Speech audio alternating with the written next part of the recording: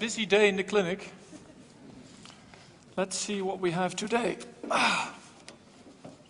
There it is. All right.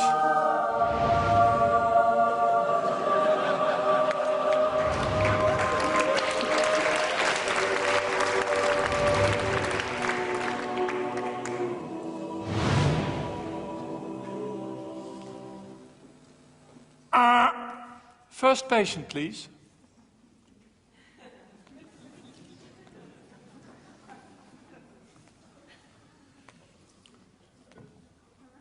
Hello, what can I do for you, sir? Yeah, doctor, my right hand is trembling a lot. I'm very sick about it.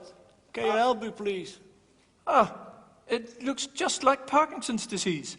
You know what? Why don't you take levodopa carbidopa, 62.5 milligrams, 3 times a day, not with the meals, mind you, and I'll see you again in 3 months' time. Here's a prescription.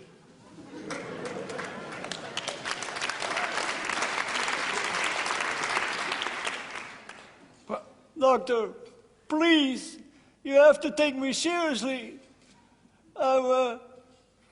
This is very bad news. It will change my life completely. I want good and reliable information. And I want to have part in making the decision to start treatment or not. And where can I find another patients like me? What can I do to make things better? So, this kind of medical care is not the reason that you once became a doctor, is it?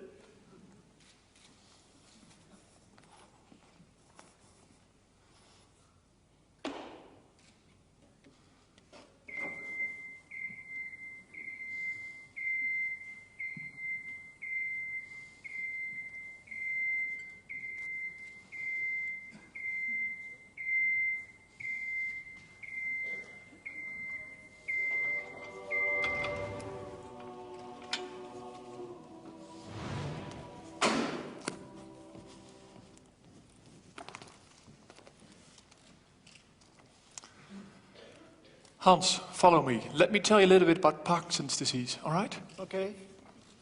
Come on, have a seat. Where shall I sit, doctor? Hans, in the world you've just created, there is no more hierarchy. So, take any seat you like. Oh, I take that one there.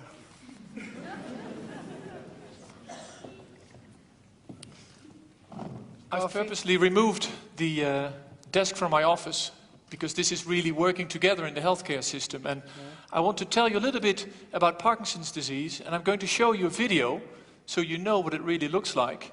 And I'll also show you the video because it shows you the power of patients and their ability to compensate for the disease. This is a nice little tool that was given to us by the Reshape team in Nijmegen. So, can you see this properly? Yeah, okay.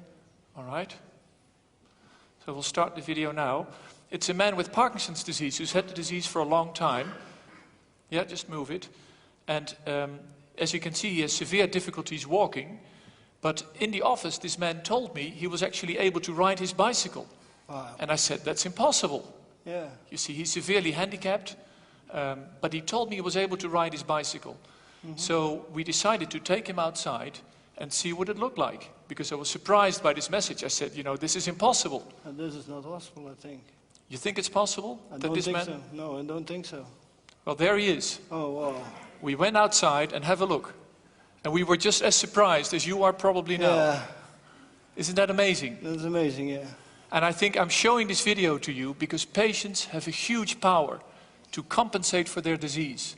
So even though patients have, of course, severe difficulties, they have remarkable abilities left. And that's the reason I'm showing this video to you. Look, here, he climbs on the pedals. You see that? Yeah.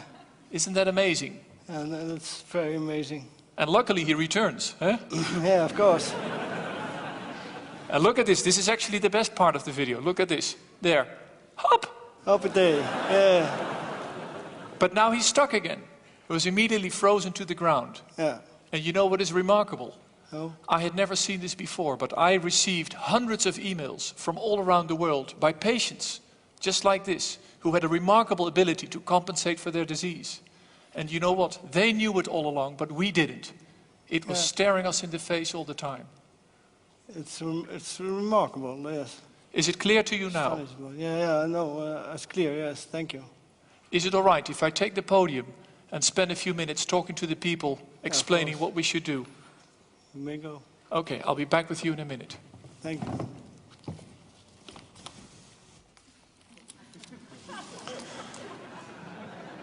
Ladies and gentlemen, what you have just seen is a remarkable transition in a few minutes' time from a doctor who once was a god in his ivory tower, or actually in a yellow forklift.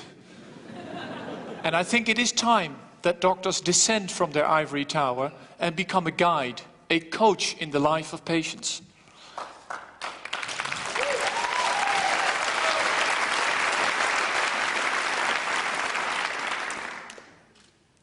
We would like to call this participatory healthcare, to exemplify that this is a world where doctors and patients are working together on a mutual basis. Of course, the roles are different, but we have mutual respect and we collaborate with each other. And make no mistake, this is not a world where patients are ruling, where patients are bossing their doctor, which is what some of my more conservative colleagues are afraid of. This is not what patients want. Patients want to be taken seriously. They want to take actively part in the process. And this is neither a world that is dominated by ICT or gadgets. I think the tools that you've just seen are helpful in supporting this new type of care. But it should always have one goal, and one goal only, is to serve warm human contact. Because that is what patients are waiting for. And then ICT and all sorts of other technologies can serve that main purpose.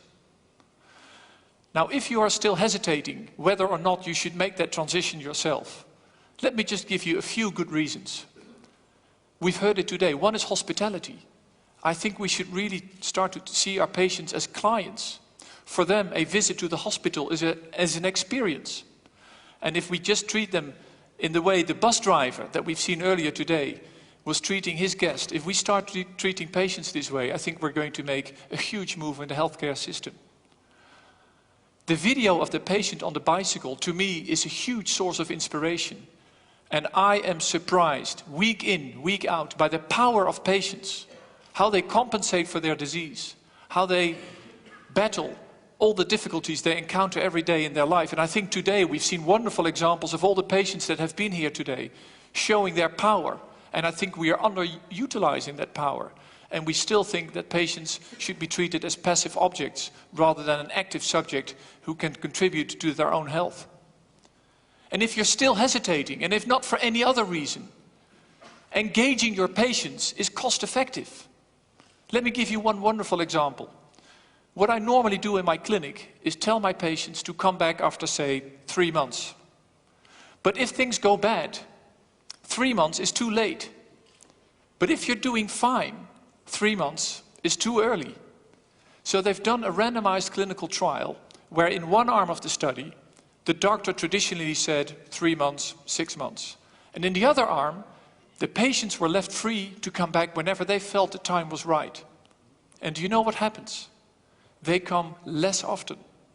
The number of no-shows goes down. And the patients are always just on time because they decide when to come back. And I think those are just wonderful examples of how engaging patients is a way to maintain the quality of care and at the same time reduce the costs. And then finally, and we've heard it today, it is a choice. I chose my job because I'm passionate about healthcare. I have compassion for my patients. For me, seeing a patient as a partner, as a sparring partner in the health process is the only way. I cannot see any other way. And if we start to treat patients as active subjects, working for me as a doctor becomes so much more pleasurable. It becomes so much better, more effective. And again, I think in fact, it's almost not a choice. I think it's the only way to move forward. So I tell you, I have a wish cookie, a secret wish cookie. But that wish cookie I want to share with Hans, because Hans is a real patient of mine. He has Parkinson's disease. And I think it's amazing that Hans is here. And Hans, Why don't we open that wish cookie together? What do you think? That's a good idea. Shall we press the button? There we go. It's participatory health for all of us. We want to thank you. Let's do it all together.